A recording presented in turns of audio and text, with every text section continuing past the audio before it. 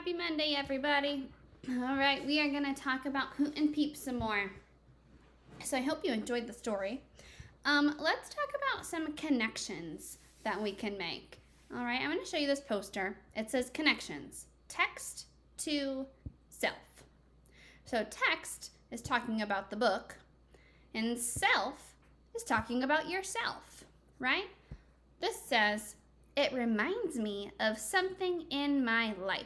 So it's talking about the book reminding you of something in your own life. Okay, you're making a connection. I like to do this. It looks like a surfer, like what's up, dude? type of hand. But what I like to do is, I wonder if I can turn this around. Hey, look at that. I can turn it around and you can see me. Okay, so when I read a book and I think about a connection to myself, I can just do this during the reading, okay? Especially if we were like together and I was reading you and I could actually see your face and we were all sitting at carpet.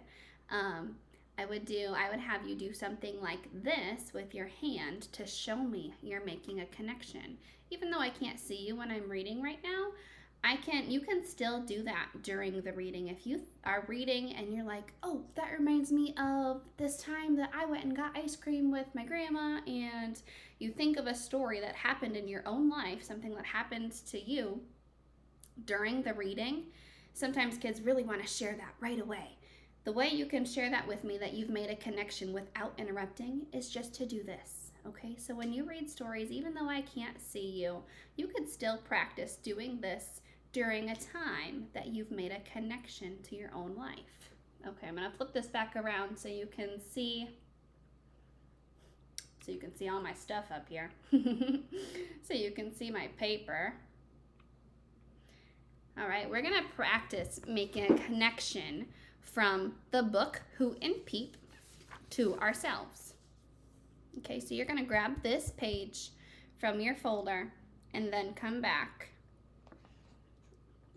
And while you're grabbing this page, you also should grab some glue and some scissors. Glue and scissors. All right, pause if you're not ready, but I'm going to start cutting out. This is 2 papers. I only need 1 paper, so I'm just going to cut out one of these black boxes.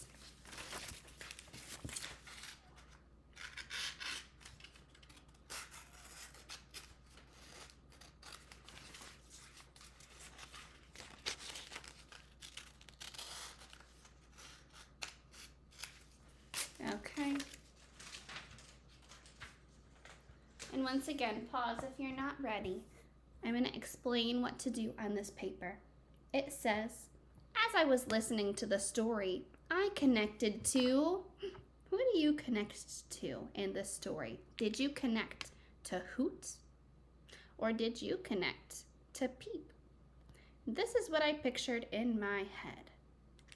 Well, I connected to Hoot in this story. I'm going to circle Hoot. You definitely don't have to have the same answer as me here, okay? You might not have connected with Hoot.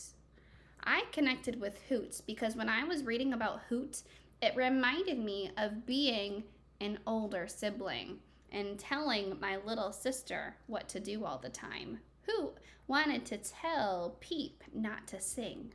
I can remember lots of times when I was growing up and I wanted to tell my little sister what to do. So I'm going to draw a picture of myself.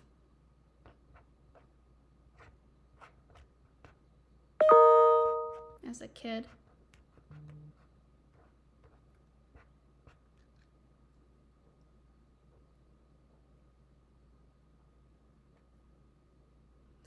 I might be looking angry because I'm telling my sister what to do and she's not listening. So there's me. Here's my little sister.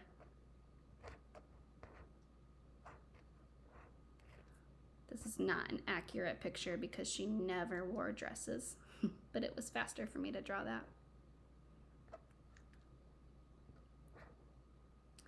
She's also looking a little sad, maybe a little angry too, because she was not about to listen to me. She says, you are not the boss. That's what she would say. All right, so there's my connection. I connected to Hoot because I used to boss my little sister around. I think I'll write that too over here. I bossed around my sister. If you'd like to write about your connection, you could write your connection. Maybe you connected to Peep more. Maybe you were the little sister or the little brother who didn't want to listen to the older sibling or was tired of being bossed around by the older sibling. Even if you're the only child, you don't have any siblings, you could still connect to one of these people. Maybe you connected to Peep because Peep likes to sing and do things that are a little bit out of the ordinary. Usually owls aren't singing, right? Usually they're just going, hoo, hoo, like Hoot. Maybe you're more like Hoot because you like to follow the rules, which is a great thing. I've got a lot of rule followers in this class. Okay, so whoever you connected to, draw a picture, write a little something about it if you'd like. And then find a blank spot in your notebook. These notebooks are getting pretty full. To glue this in, I think I'll turn mine sideways. I'll glue it right here.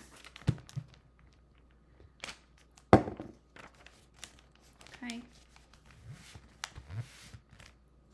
The next thing we need to do, if you're not ready, you're probably not, go ahead and pause the video. I'm going to move on to the vocabulary. Okay, so come back to the video when you're ready.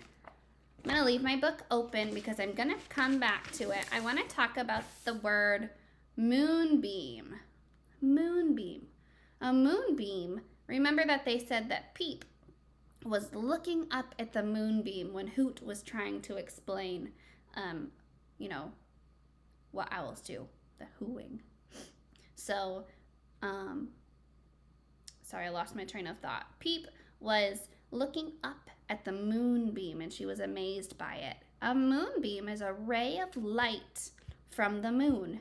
Have you ever looked at the moon and noticed that there's little streams of light that you can see coming down, especially on a night that's not cloudy and you can see the moon very well? If you've never noticed that before, next time it's a clear night and you can see the moon, look up and see if you can see any moonbeams, rays of light coming from the moon. Okay. The next thing I want you to grab is one of these moonbeam papers. I'm going to cut out one of them. I only need one.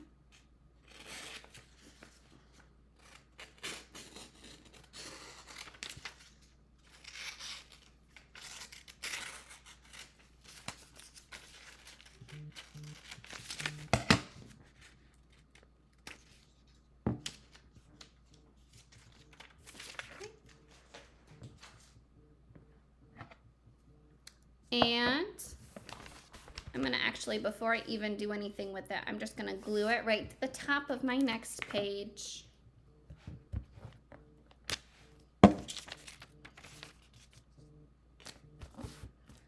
All right, and here is what it says. What are 3 things that you can see when the moon comes out? All right, what are 3 things that you can see when the moon comes out? And then at the top, of course, it says moonbeam, a ray of light coming from the moon. All right, so that ray of light helps you to be able to see things outside when it's dark out. What are 3 things you can see when the moon comes out? I want you to pause the video and think on your own. What are 3 things you can see when the moon comes out? Okay. I'm thinking of some things. I know that when the moon comes out, I can see stars. I'm going to write, I can see. I'm not going to finish this for you.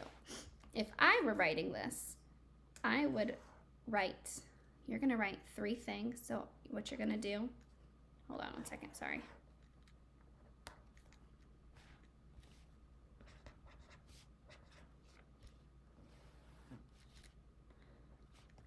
Okay, this is called a sentence starter. You do not write my blanks.